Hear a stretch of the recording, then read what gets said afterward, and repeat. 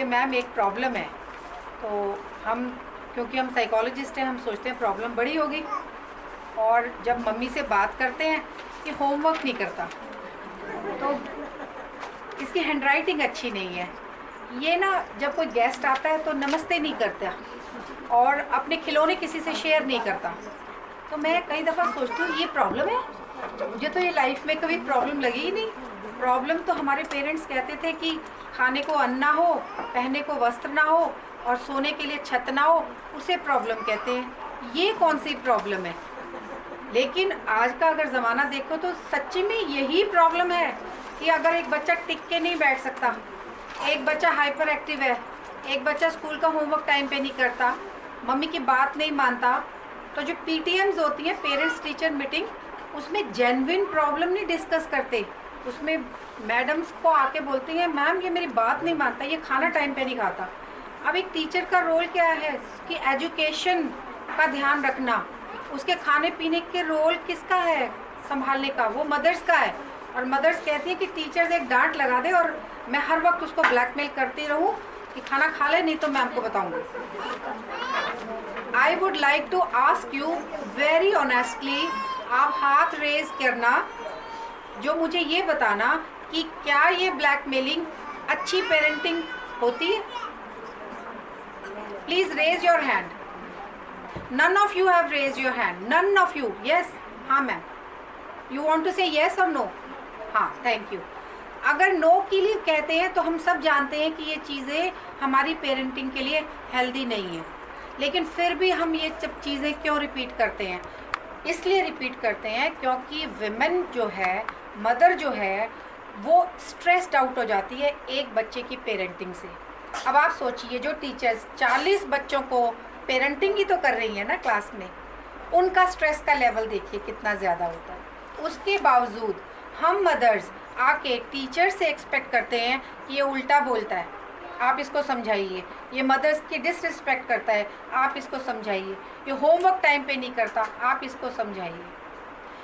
That is a very good approach. At least जो teachers की बच्चे रिस्पेक्ट करते हैं तो out of respect, out of fear, out of insecurity कि टीचर कहीं मुझे बैड स्टूडेंट का रिमार्क ना दे दे, वो बच्चे उस चीज़ को फॉलो करते हैं। But this is a pressure, this is a stress which we are creating on our kids, जो कि ऐसा नहीं होना चाहिए। एक ऐसा एनवायरनमेंट, हेल्दी एनवायरनमेंट, जिसमें हम अपने बच्चों के पेरेंटिंग करें। देखिए एक मंत्र याद रखिए, अच्छी पेरेंटिंग आप कर सको चाहे ना कर सको वो एक अलग बात है, लेकिन बुरी पेरेंटिंग मत करो, क्योंकि बुरी पेरेंटिंग करने से बच्चों की फ्यूचर लाइफ जो है वो हम डिस्ट्रॉय कर रहे हैं। अब आप में से कोई एक ये पूछ सकता है मेरे से कि madam then what is good parenting and what is bad parenting? Bad parenting is comparing with other kids, it's a bad parenting. Forcing them to eat is a bad parenting. Giving them freedom, unnecessary freedom, is a bad parenting. Giving so much of screen time is a bad parenting. Now you all can say कि मैंने how to control all that. अभी आजकल phone इतना है, mummy किसी guest से बात कर रही है और बच्चा ऐसे पीछे पीछे से साड़ी खींच रहा है, मम्मी मम्मी मम्मी। मम्मी क्या कहती है? Okay fine, you take this phone and go. That means we are not taking responsibility on our shoulder. We are taking help of that screen just to go ahead, हम ताकि हम बातें करें और आप ये फ़ोन करो। लेकिन जब बच्चा खुद से फ़ोन चाहता है तो हम कहते हैं लाओ फ़ोन हमारा वापस दे। Number 2, how much time we are spending on phone.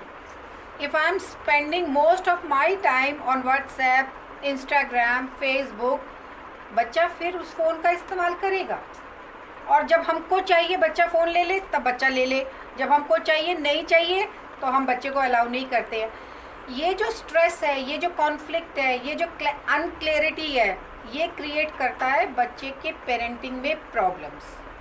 तो आप ये कभी भी आपको बच्चों से रिलेटेड किसी भी बिहेवियर को डिस्कस करना हो, आप टीचर से डिस्कस ज़रूर कीजिए, लेकिन एक प्रोफेशनल काउंसलर के पास जाकर के भी उसका रास्ता ढूंढिए। मैं नहीं कहती कि teachers are not efficient, teachers ने साइकोलॉजी पढ़ी होती है बीएड में, उनको मालूम होता है कि बच्चों को कैसे हैंडल किया जाता है। उसके अलावा we as mother, human beings as mother are all of us are psychologist, क्योंकि मुझे पता है मेरे बच्चे को मीठा पसंद है कि नमकीन पसंद है, उसे थप्पड़ से काम चलाऊं कि मैं उसको प्यार से चलाऊं। तो who is the psychologist? Psychologist वो होता है जो आपके बिहेवियर को अंडरस्टैंड करता है। अगर आपका बच्चा शैतानी ज़्यादा कर रहा है, बदमाशी ज़्यादा कर रहा है, उसकी कंप्लेंट स्कूल से ज़्यादा आ रही हैं, मदर से बेहतर अपने बच्चे को कोई नहीं जानता, लेकिन we as mother defend them, उनको बचाते हैं, उनको हस्बैंड से दूर कर देते हैं। नहीं नहीं पापा से डांट पड़ेगी, ये बात पापा को नहीं बताना। जबकि डेवलपमेंटल ईयर्स में अगर आपका रोल हीरो आपके हस्बैंड हैं तो उनके साथ शेयरिंग करना बहुत ज़रूरी है, क्योंकि जब बच्चा लेटर एज में टीन्स में जाके बदमाशी ज़्यादा करता है तब फादर को पता आता है, तब कंप्लेंट आती है स्कूल से कि इसने उसके दांत तोड़ दिए, स्कूल की कुर्सी मारी, बस में लड़ाई झगड़ा किया। अगर यही बिहेवियर आप पहले अपने काउंटर पार्ट यानी अपने हस्बैंड या फादर इन लॉ या घर में बड़े ब्रदर से डिस्कस करेंगे तो डिसरप्टिव बिहेवियर हम बहुत जल्दी इनिशियल स्टेजेस पे कंट्रोल करेंगे।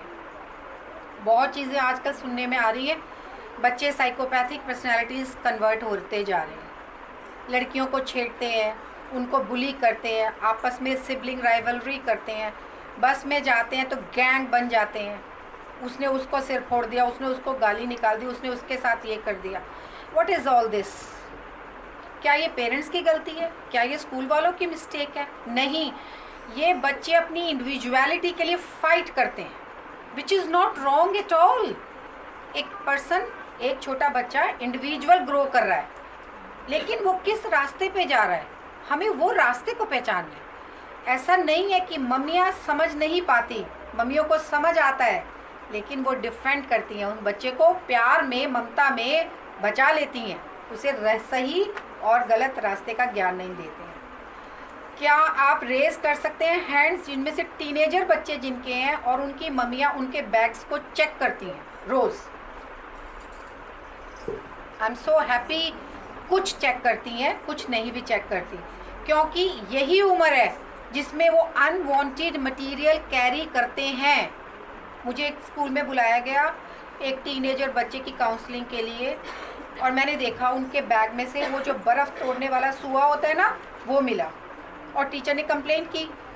एक 11 साल के बच्चे को या 12 साल के बच्चे को ऐसा वेपन ले जाने की क्या ज़रूरत पड़ी थी?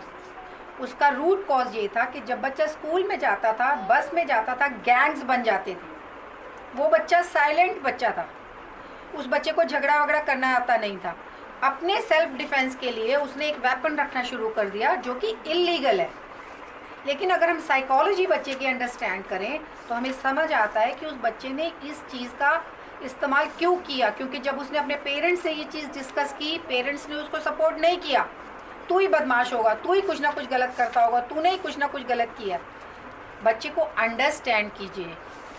ये एज मदर भी मैं आपको कह रही हूँ, एज वुमेन भी कह रही हूँ, एज सिस्टर्स भी कह रही हूँ, एज डॉटर्स भी कह रही हूँ, एज टीचर्स भी बता रही हूँ, क्योंकि टीचर्स का एक मोरल है, एक मॉरल ड्यूटी बनती है अपने स्टूडेंट्स को अंडरस्टैंड करने की, लेकिन एंटायरली ड्यूटी टीचर्स की नहीं है। वी शुड ऑलवेज रिमेंबर, हमारा बच्चा घर से आ रहा है, प्रॉब्लम्स भी घर से ही लेके आ रहा है। स्कूल में डेवलप करते हैं प्रॉब्लम, लेकिन एक पीटीएम पे बच्चे के बिहेवियर को डिस्कस कीजिए, उसकी परफॉर्मेंस को डिस्कस कीजिए, ना कि वो खाना नहीं खाता, वो जनरल रिस्पेक्ट नहीं करता, वो मुझसे उल्टा बोलता है, वो सुबह उठता नहीं है, वो सारा दिन खेलता रहता है। These are not the problems. These problems can be solved at your home level और at a school level. So as a psychologist, what I want to give you a message is, take care of yourself. We are women. I'm standing here on a Women Day. I never knew that these people are going to invite me to felicitate me for this trophy. I'm so very happy because my subject doesn't demand me to go much to the field and tell students and tell teachers and tell parents to take my advices. The only problem is the time, but if the opportunity is being given to me here, मैंने इसीलिए अपने कुछ जानने वाली चीज़ों को आपके साथ इम्पार्ट किया है. आप स्कूल लेवल पे हमसे हमारा फ़ोन नंबर ले सकते हैं. ऐसा नहीं है कि मैं चार्ज नहीं करती फ़ीस, मैं फ़ीस चार्ज करती हूँ और अच्छी मोटी फ़ीस चार्ज करती हूँ. लेकिन कुछ ऐसे कंसेप्ट हम टीचर्स के साथ डिस्कस करते हैं जो कि एप्लीकेबल होते हैं। जैसे 4-5 बातें आज मैंने बताई हैं which are applicable to everybody. अगर हम उस पर गौर करें, उसको देखें, लिटरेचर पढ़िए, यूट्यूब पे इतने सारे वीडियोस फ्री में होते हैं, आपको किसी काउंसलर के पास जाने की ज़रूरत नहीं है। आप ब्लॉग्स पढ़िए, आप इंटरनेट पे चेक कीजिए कि बच्चे की पेरेंटिंग में ये प्रॉब्लम आ रही है, हम कैसे सॉल्व करें। हम भी ऑनलाइन काम करते हैं, तो आप अपने आप को अवेयर कीजिए। You all are educated women, you all are educated mothers, कोई ज़्यादा तो कोई कम। मम्मी बनने के लिए आपको डिग्रीज नहीं चाहिए, मम्मी बनने के लिए आपको अवेयरनेस चाहिए, आपको एक कंपैरिजन, हेल्दी कंपैरिजन चाहिए, जो कि आप हेल्दी वे में एक बच्चे का दूसरे बच्चे से कर सकते हैं। अगर हम लगातार अपने ही घर के दूसरे बच्चों के साथ, कजिन्स के साथ, फ्रेंड के साथ कंपैरिजन करते रहेंगे, बच्चे के सेल्फ एस्टीम पे हम एक चोट पहुंचा रहे हैं। जो उसका एक्चुअल टैलेंट है वो भी सो जाएगा और वो ग्रो उस वे में नहीं करेगा जैसे एक अच्छे इंडिविजुअल को ग्रो करना चाहिए। With this I just close my words and thank you so much for being so patient with me. Thank you.